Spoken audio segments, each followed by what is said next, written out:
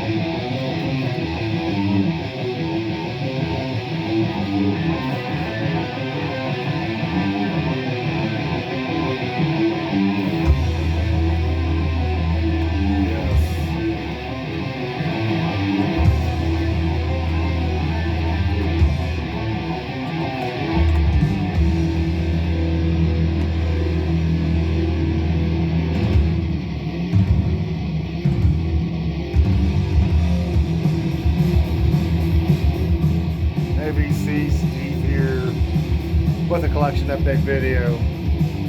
I got 9 records to show you. Stoked to have them. Of course, in the background, listen to my favorite, one of my favorite thrash metal albums of all time, in my top 5.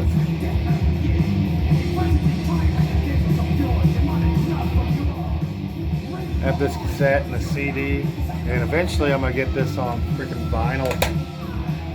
But this video is not about that album. I'm gonna show you what this video is about. It's an awesome collection update. First of all, I got this Mayhem Death Crush reissue back on black. Lately, I've been really getting into this band and loving everything they released. To be honest with you, that I've listened to.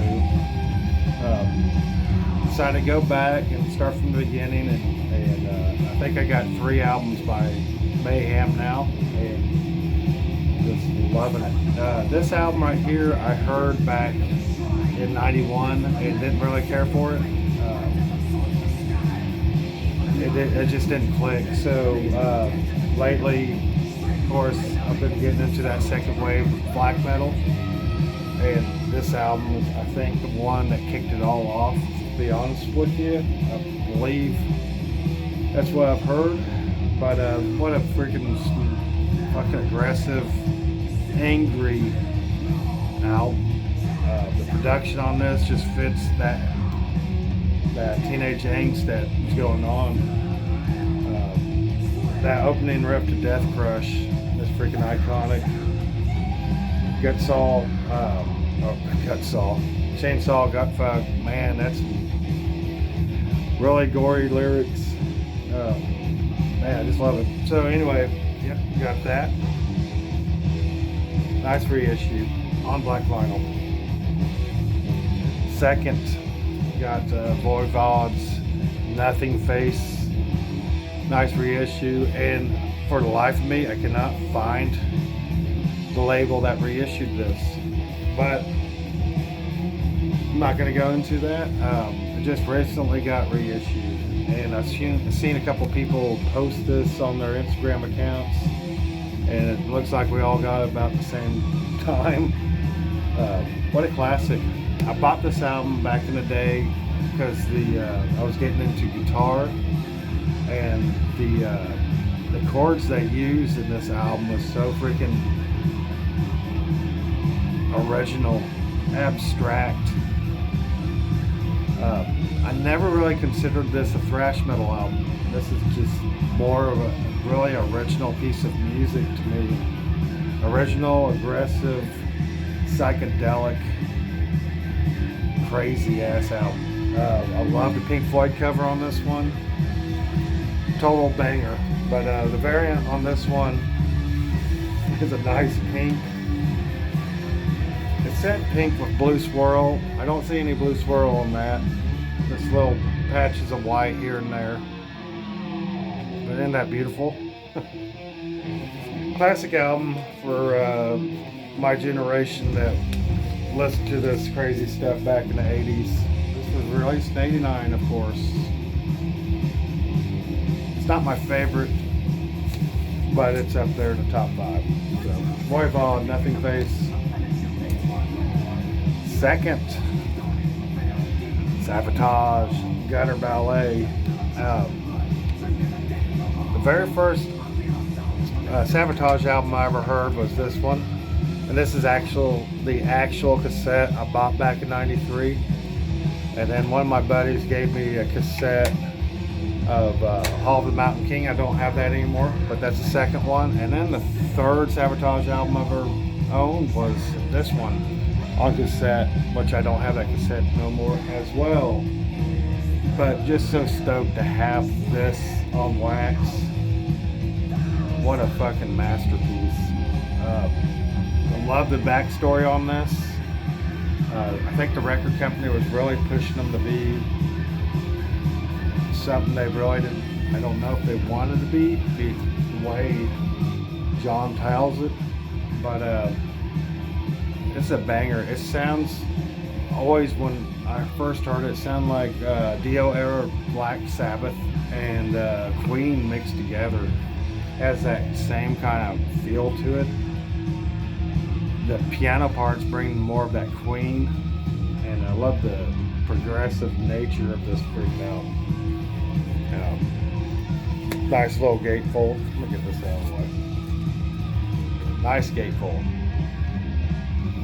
It's a fantastic album. I like the story that John was talking about whenever he wrote the title track of this album. He was at a studio somewhere, I believe, and it had a piano sitting in it. And he walked over there, and if I remember right, the tech opened the lid. It said John Lennon and Yoko Ono forever scratched into it. And of course, he was probably beside himself, and that's when he came up with the piano parts to Gutter Ballet, and they ended up writing a song that night. It was a really cool story and a really cool classic fucking album. I like this one, and of course the reissues come with this vintage of Therazine Shuffle, and on side 2 has When the Crowds Are Gone live in Hollywood Palace, LA, 1990. I haven't actually listened to this one yet. I've been listening to that record over and over again and just freaking loving it. Next two are Blind Buys. First one up is Carnation, Where Death Lies. Now, I've never heard of this album or band before, and I think Dreadful Minutes commented and said they're a death metal band from Belgium. Fucking awesome. Released in 2020. So what I did was went back and started listening to the albums previous to this. I think there was an EP and a full length. Fantastic stuff. This is a fantastic album. Has that Swedish kind of influence. But wow, really cool stuff. Favorite songs on it is In Chasms Abysmal, Iron Discipline, Sepulture of Alteration, Napalm Ascension, Serpent's Breath. And what made me pick it up was that album cover. I knew it was death metal looking at that, and then that freaking logo. Fantastic album. If you haven't heard it, pick it up. And this one's on black vinyl. The second one, man, Germany's killing it with their death metal. They're bringing that Swedish sound. You know, Flesh Crawl, Germany started really bringing that Swedish sound, and then you got bands like Lick, and this one's In Seeker. Album's called Mount Carcass. Fantastic stuff. I'm not sure when this one was released. I didn't look, but really good album. I've seen Thralls of Metal do a review on this album. After I listened to this and I brought it home, I want to see if anybody else did any reviews or anything on it. And they did a really good review on it, and it was Necrotic Nick. Really cool shit. Highly suggest, if you haven't heard this one, I'll put the link in the description below. You can listen to it. Fantastic stuff. Metal blade, of course, and it comes on this orange and black swirl, which I had the hype sticker somewhere and it said 4 out of 200 is what I got. Good stuff. Good album. In-Seeker Mount Carcass. Now to some classic band stuff. I've been really getting into those classic bands, modern and new releases. A lot of these I may not have cared for when they first heard it, and now for some reason they just hit the spot. This first one I've had for a couple months. I don't know if I've showed it before, but actually when this first came out, I loved it. This one was after we had stuff like A World Needs a Hero and Cryptic Writings and Risk, and then this one come out and it blew me away because it was actually had some thrash metal on it. Black Metal the Universe, one of my favorite tracks on this album. Kick the Chair, I love the guitar solos in that. And back in the day, I really dig that song. But anyway, that's why I decided to show this, because I got more of these classic band stuff that I plan on picking up, and this is one of them. Megadeth, the System S Fell stuff, just on black vinyl, so I'm not going to show that. Second one I picked up, and back in the day, shoot, I think I've listened to a couple tracks on this, and I don't think it wasn't memorable because I never went back to it. So saw this at the record store and decided to pick it up because I've heard a lot of good things about this in ranking videos. A lot of people have this high on it, and picked it up, and man, it blew me away, especially when This Day We Fight, fuck, that song came on. I was like, holy shit. Another one was Head Crusher, pure thrash, but what a fantastic album.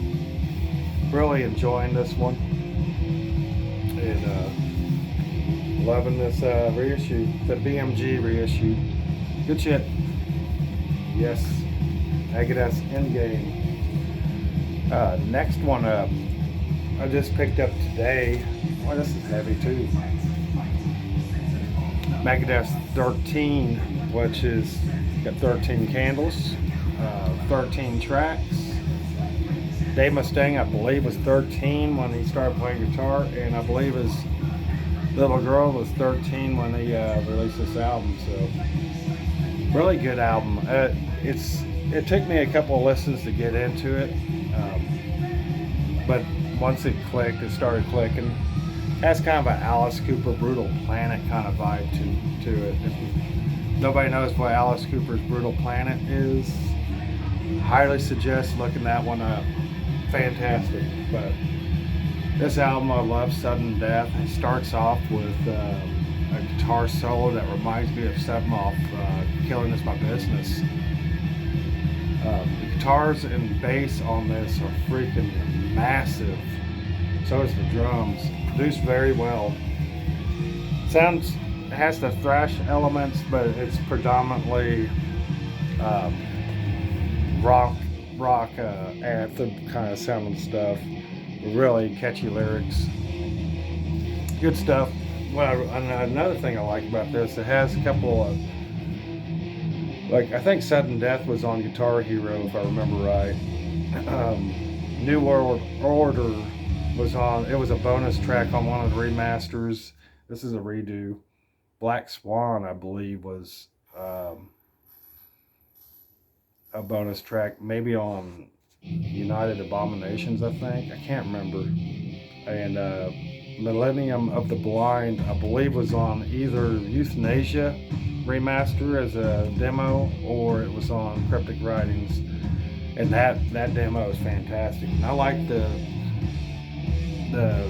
redo of this version too. It's really good. But anyway, fantastic album. It's a double LP.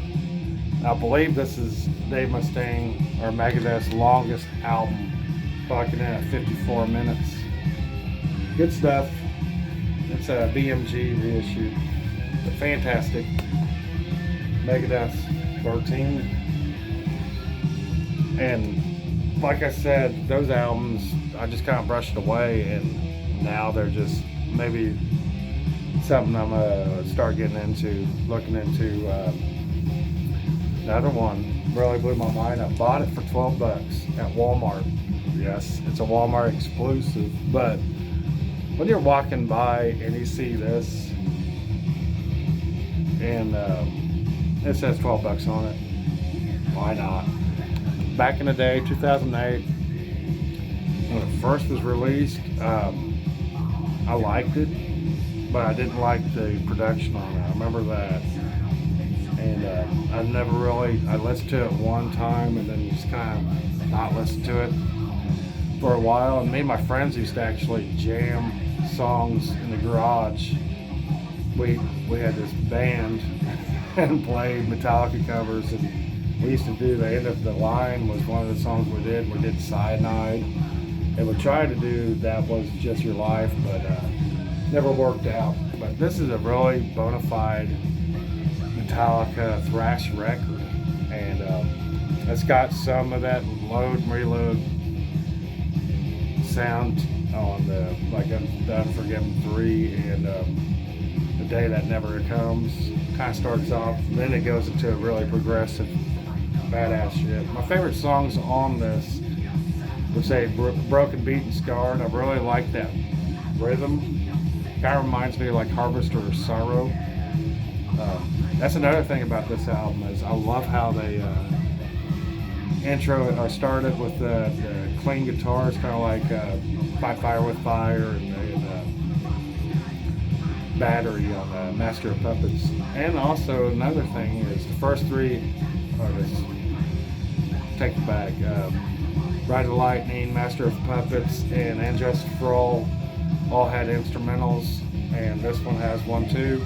And seems like Master of Puppets had Damage Incorporated, and Justice for All had goddamn Dyer's Eve, and this one has My Apocalypse. So they kind of dipped back and got back into it, but wow, really enjoying this album. And yes, $12 for this beast. I think I've seen it at the record store a couple of times and just passed it up because it was too much. I believe they were asking $45 for this. So, what a bargain to get this one for $12. And anyway, that's my video, and hopefully I didn't ramble too much and make no goddamn sense, but I think I want to do a video about classic bands with their modern albums, maybe my favorites. I mean, these would be included in it, but there's some good stuff, and I'm really getting into looking at that stuff. But anyway, this is Steve. Y'all have a good day. Listen to this fucker. Later.